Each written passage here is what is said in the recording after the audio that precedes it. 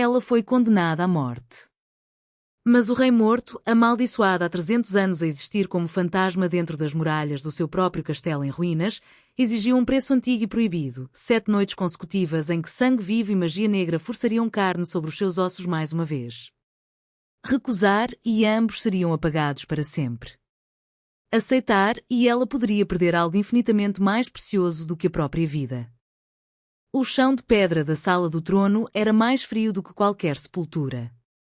Evelina ajoelhava-se, os pulsos em carne viva das algemas forjadas com pregos de caixão, um colar de ferro cravado na pele macia sob o queixo. Não conseguia erguer-se por completo, a corrente presa ao colar estava parafusada ao chão, mesmo em frente aos 2 tronos de obsidiana, o dele e o que ficara vazio durante 3 séculos.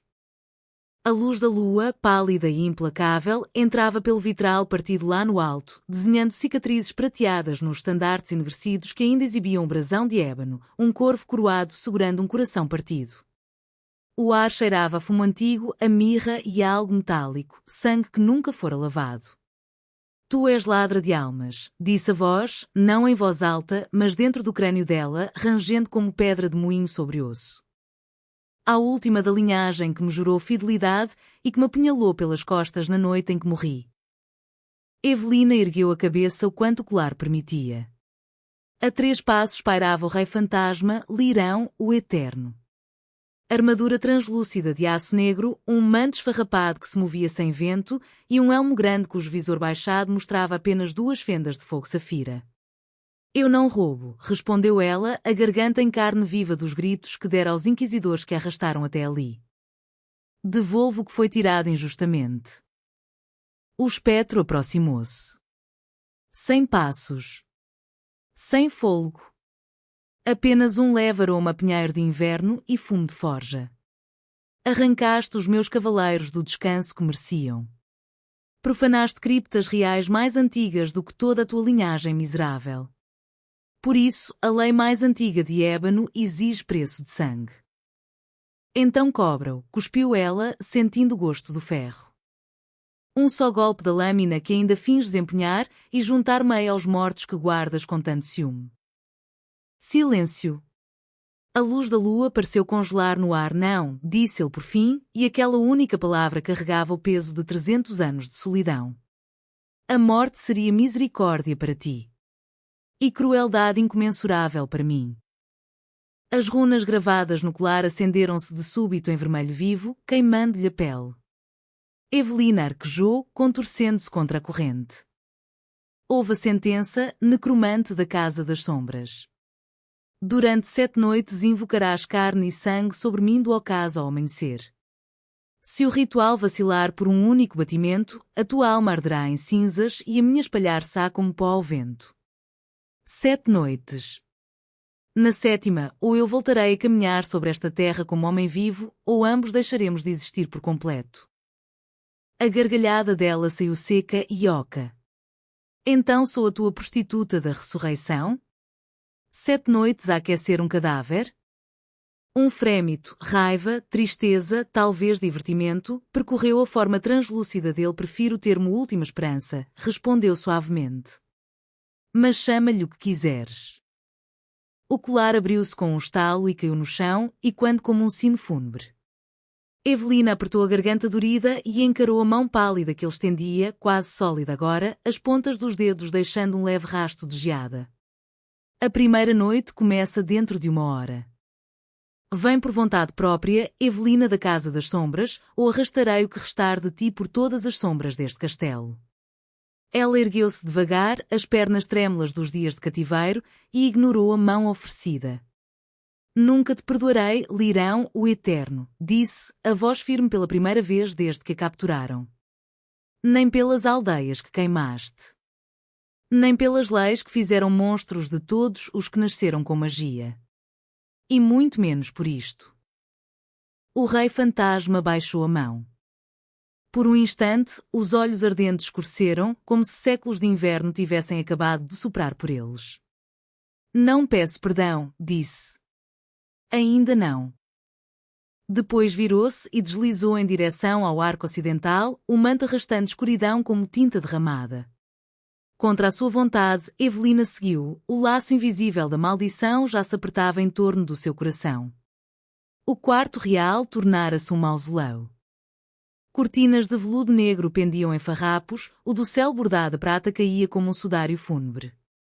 Um único espelho alto estava coberto por uma camada de pó onde se podiam escrever maldições. Na cama imensa jazia um único objeto, uma adaga ritual de osso e obsidiana, a dela própria, devolvida por guardas trêmulos que não ousavam olhar-lhe nos olhos. Evelina sentou-se na beira do colchão, virando a adaga vezes sem conta.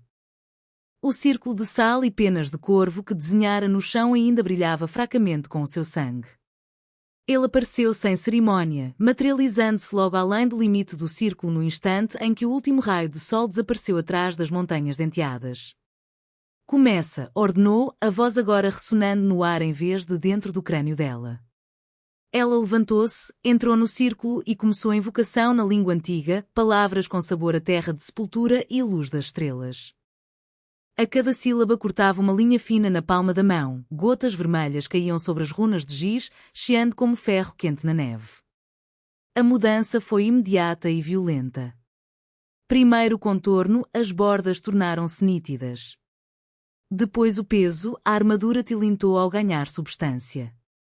O elmo grande caiu-lhe da cabeça e rolou pelo chão com um som oco. Cabelos negros e longos derramaram-se, emoldurando um rosto talhado em crueldade e tristeza, maçãs do rosto altas, uma boca feita para decretos e gritos, e uma cicatriz que lhe partia a sobrancelha esquerda como um relâmpago congelado. Mas os olhos, esses continuavam iguais. Fogo safira num rosto humano. Ele inspirou, o primeiro fôlego verdadeiro em 3 séculos, e cambaleou, apoiando-se num poste da cama. O som que soltou era meio gemido, meio soluço. Dói? Perguntou ela antes de conseguir conter-se. Como se me esfolassem vivo e depois me costurassem de novo na própria pele com agulhas derretidas, respondeu entre dentes cerrados. Cada noite será pior. Endireitou-se, imponente mesmo do outro lado do círculo. O cheiro dele encheu agora o quarto, aço frio, fumo de pinheiro e algo mais sombrio, como um instante antes do relâmpago. Evelina recuou até as costas baterem na parede. Fica onde estás. A lei do rito protege-me enquanto a invocação durar. Sei disso, disse ele, a voz rouca de desuso. Mas a lei nada diz sobre conversa. Deu um passo lento, deliberado. As tábuas do chão rangeram sob peso real, diz-me o teu nome outra vez. Quero ouvi-la em voz alta. Já o sabes. Diz na mesma. Evelina, sibilou ela. Evelina da Casa das Sombras, última dos verdadeiros necromantes. E tu és Lirão, o queimador de cinzas, o tirano dos 9 massacres, o rei que queimou o mundo porque uma mulher lhe sussurrou mentiras ao ouvido, concluiu ele em voz baixa. Sim. Conheço os títulos que me deram. Outro passo. Estava tão perto que ela via o leve tremor nas mãos dele. Tu tremes, observou. De ódio. Que seja ódio, então. Os dedos dele afastaram um fio de cabelo do rosto dela, frios como chuva de outono, mas o toque queimava. Por agora. Lá fora, a noite aprofundava-se. Dentro do quarto, a primeira noite esticava-se como um fio de arame entre a morte e a memória da vida. Na segunda noite ela veio armada, cabelo entrançado apertado como chicote, calças de couro preto roubadas a um guarda-morto, botas que não faziam ruído. A nova adaga na cintura era de ferro e sorveira, boa tanto para espíritos como para carne. Ele materializou-se no instante em que o sol morreu, vestindo apenas uma camisa de linho preto aberta no peito, como se a armadura se tivesse tornado pesada demais para um corpo que ainda aprendia a existir. Planeias assassinar-me enquanto sou vulnerável? Perguntou, erguendo uma sobrancelha. Planeio respostas, retorquiu ela, circulando como loba. Tem de haver uma maneira de quebrar isto sem completar as 7 noites. Não há. Observava-a com uma calma inquietante. Só para a frente, ou aniquilação mútua. Ela atacou, a lâmina reluziu em direção ao coração dele. Ele segurou-lhe o pulso no ar, sem esforço, como quem apanha uma folha a cair. Pele quente contra pele quente. Pulso contra pulso.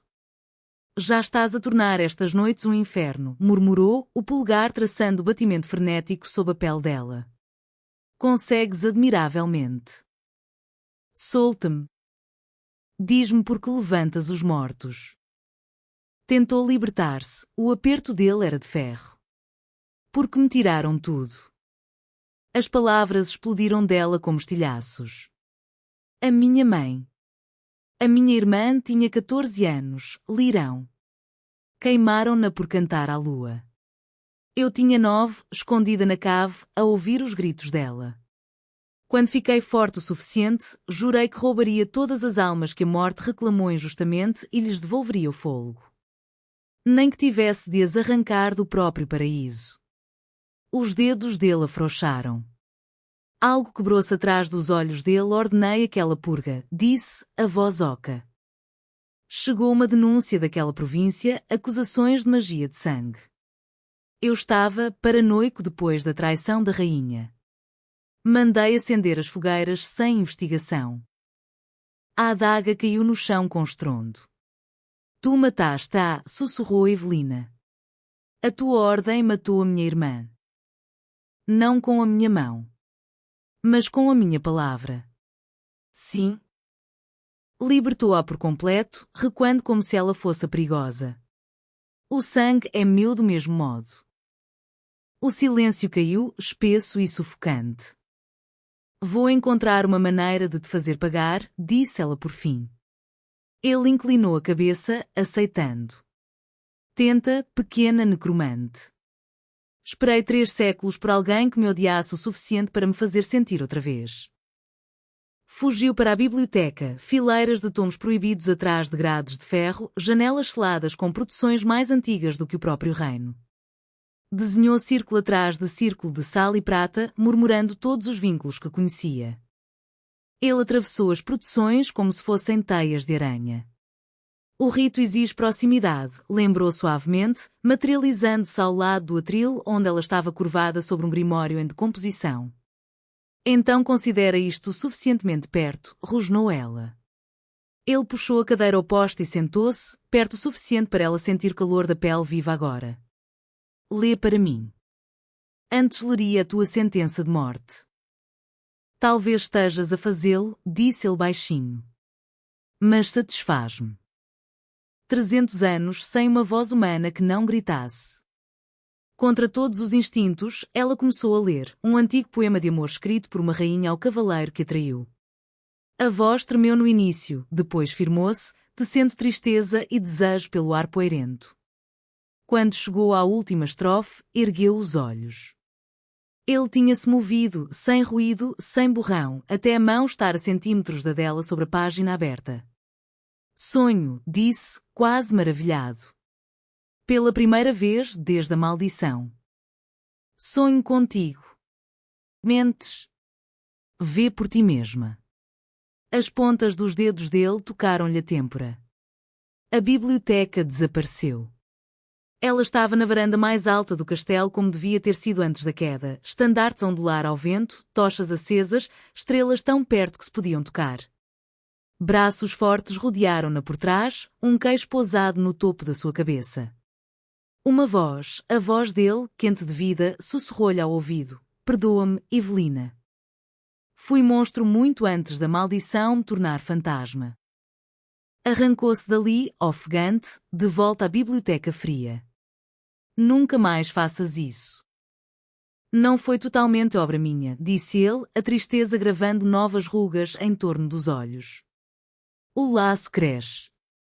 Cada noite puxa-nos mais perto, o teu pulso nas minhas veias, as minhas memórias a sangrar para o teu sono. Odeio-te, disse ela, mas as palavras soavam mais finas. Eu sei, respondeu, e pela primeira vez parecia odiar-se mais a si próprio. Na 4ª noite ele levou-a pela mão, escolha dela, desta vez, por corredores sufocados de era e luar, descendo até ao jardim de inverno em ruínas sob a cúpula de vidro partida. Outrora aqui cresciam rosas de todas as cores para uma rainha que amava a beleza mais do que a fidelidade. Agora só restavam espinhos. Olha, disse ele. Quebrou um ramo morto da treliça. Onde o sangue dele, sangue verdadeiro agora, tocou a madeira, botões vermelhos desabrocharam em flores impossíveis. Uma única rosa perfeita, coração negro e aveludada. A magia regressa a mim por tua causa, disse, oferecendo-lhe.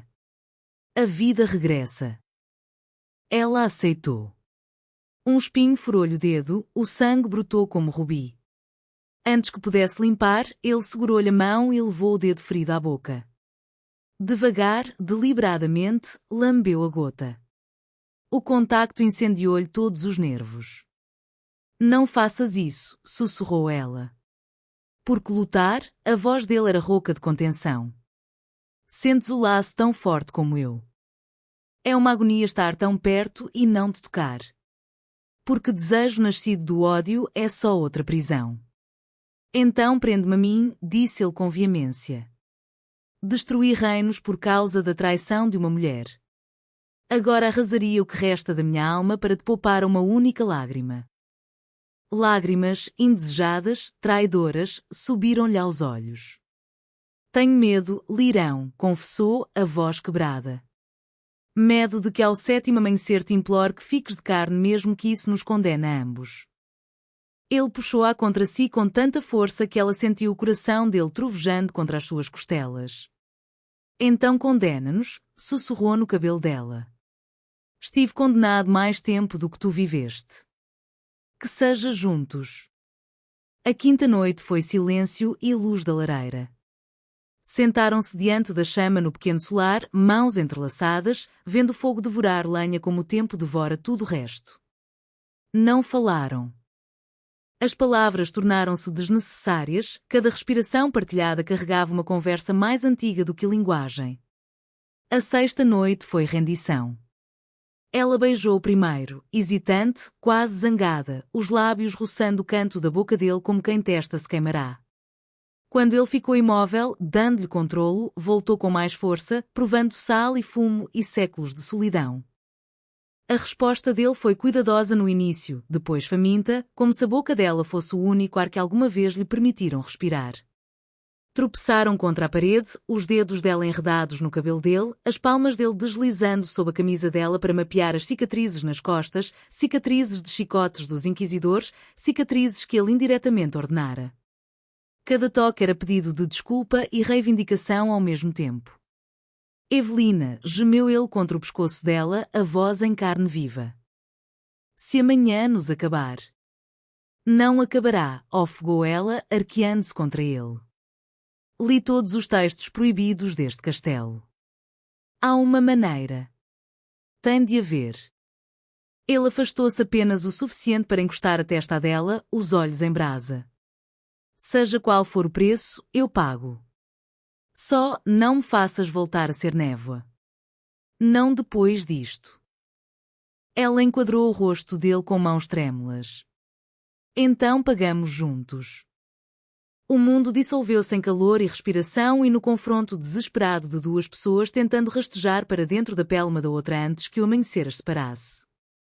A tempestade chegou com o sétimo ocaso, nuvens negras fervendo sobre as montanhas, relâmpagos bifurcando-se como se os próprios deuses se enfurecessem com o que íamos fazer. Eu estava descalça no grande círculo gravado no mármore do jardim de inverno, vestindo apenas a camisa de seda preta que ele deixara na cama como ofrenda. Nas minhas mãos trêmulas segurava o coração dele, literalmente. Na sexta noite, quando a carne finalmente se tornara totalmente sua, eu cortara-o com a adaga de osso enquanto ele se ajoelhava sem resistência, os olhos cravados nos meus. Batia contra as minhas palmas, forte, desafiador, escorregadio de sangue. A última âncora. Lirão estava do outro lado do círculo sob a luz estroboscópica da tempestade, a camisa aberta, a ferida aberta no peito já a fechar-se em torno do vazio. Estava pálido como luar sobre osso, mas mais vivo do que qualquer homem que eu alguma vez tocara. Fajo, disse, a voz firme embora o trovão abalasse a cúpula por cima. Eu descobrira a verdade na quinta noite, escondida atrás de um painel falso no Grimório Real, escrita pela própria mão trêmula dele na noite em que a maldição fora lançada. Para o fantasma reclamar carne permanente, a necromante tem de entregar o seu coração, literalmente. Só amor vivo pode unir o que ódio morto separou. Ele sempre soubera. Durante todo este tempo, soubera que o único caminho era a minha morte. Mentiste-me, disse eu, as lágrimas misturando-se com a chuva que começava a fustigar pelo vidro partido acima. Dei-te todas as hipóteses de te ires embora, respondeu. Depois da sexta noite podias ter-me deixado dissipar. Terias vivido. E passado o resto da vida a odiar-me por cobardia? Avancei, o coração pulsando mais rápido ao sentir o seu par. Odiei o rei que queimou a minha irmã. Apaixonei-me pelo homem que queimaria o mundo para me impedir de derramar uma única lágrima. A compostura dele rachou. Uma lágrima, verdadeira, humana, escorreu-lhe pela face, misturando-se com chuva e sangue. Termina, Evelina, sussurrou. Antes que me falte força para te deixar fazer. Ergui o coração dele contra o meu peito. A minha pele abriu-se sem dor, apenas calor branco cegante. Carne acolheu carne. Mas eu escolho um preço diferente, disse eu, a voz ressoando clara acima da tempestade. Dou-te metade. Vivemos uma vida dividida por dois corpos. Um batimento. Uma alma. Uma morte, quando vier. Ele cambaleou, os olhos arregalados de terror e maravilha. Enlouquecerás. Ambos enlouqueceremos. Enlouqueci no momento em que beijei um fantasma e desejei que ele fosse real. Pressei o coração dele de volta. Os nossos peitos encontraram-se, ferida com ferida, e o mundo explodiu em luz e agonia e união impossível. Dois corações tornaram-se um, vasto e terrível, pulsando pelos dois corpos ao mesmo tempo. Caímos juntos sobre as rosas despedaçadas enquanto o trovão rugia a provação. Quando o amanhecer finalmente chegou, pálido e espantado, erguemo-nos como algo novo, dois corpos partilhando um único coração imortal, para sempre incompletos sem o outro. Ele tocou-me a face com dedos trêmulos que agora carregavam o meu calor. Agora nunca mais me podes deixar, disse, meio a rir, meio a soluçar. E tu nunca mais podes morrer sem me levar contigo, respondi. Beijámo-nos entre sangue e água da chuva e o sabor da eternidade, enquanto a tempestade se acalmava num silêncio reverente acima do castelo que nunca mais pertenceria apenas aos mortos. O reino de ébano floresce. Crianças, humanas, de sangue fiérico, e as nascidas de ambos, correm atrás de traças luminosas por ruas onde antes havia fogueiras. Necromantes ensinam ao lado de antigos inquisidores na academia reconstruída. As leis são agora gravadas não no medo, mas na memória da dor. No entanto, todas as manhãs Lirão e eu acordamos ofegantes, as mãos apertando a dor partilhada sob as costelas. Estou agora na varanda restaurada do Jardim de Inverno, vendo desenrolar-se lá embaixo o Festival do Renascimento. Lanternas de papel em forma de corvos flutuam para um céu que já não tem vergonha da magia. Os braços dele rodeiam-me por trás, cuidadosos, sempre cuidadosos agora. Pior hoje, murmura contra a minha têmpora, sentindo o tremor que nunca lhe escapa. Aceno que sim. A metade da essência morta dele em mim queima mais fria a cada ano, a metade do meu coração vivo nele vai lentamente gelando-lhe as veias. Os curandeiros estimam 10 anos, talvez 15, antes que o paradoxo nos consuma a ambos. Nunca procuramos cura. Atrás de nós, os dois tronos foram substituídos por um único banco largo, talhado para dois corpos que não suportam mais do que algumas horas separados sem agonia.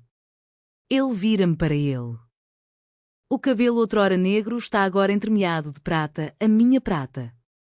Os meus olhos têm laivos do azul glacial dele. O povo chama-nos o rei e a rainha eternos, diz com um sorriso irónico. Que chamem, respondo, traçando a cicatriz na sobrancelha dele que nunca desaparecerá. Eles têm a sua eternidade. Nós comprámo-la para eles. Lá embaixo, a multidão canta os nossos nomes em celebração. Não veem como a mão dele aperta a minha quando a dor aumenta, nem como eu me encosto a ele para partilhar o fardo. Não sabem que cada beijo tem um leve sabor a despedida. Não sabem que somos felizes. Porque cada ocaso ainda nos pertence só a nós. Porque cada amanhecer abrimos os olhos e encontramos o outro ainda a respirar. Porque seja qual for o tempo que reste, 10 anos ou 10 minutos, passá-lo-emos entrelaçados, duas metades de um único batimento desafiador. Ele roça os lábios nos meus dedos, mesmo por cima da pequena cicatriz onde o espinho da rosa me picou na quarta noite. Quando chegar, diz baixinho, irei eu primeiro. Para que não tenhas de ver. Não, sussurro, puxando até as nossas testas se tocarem. Começamos isto juntos. Acabaremos juntos. Por um longo momento apenas respiramos, uma respiração, 2 pulmões, um coração. Depois voltamos para a luz, de mãos dadas, para governar o reino que salvamos ao preço do nosso para sempre. É suficiente. Tem de ser.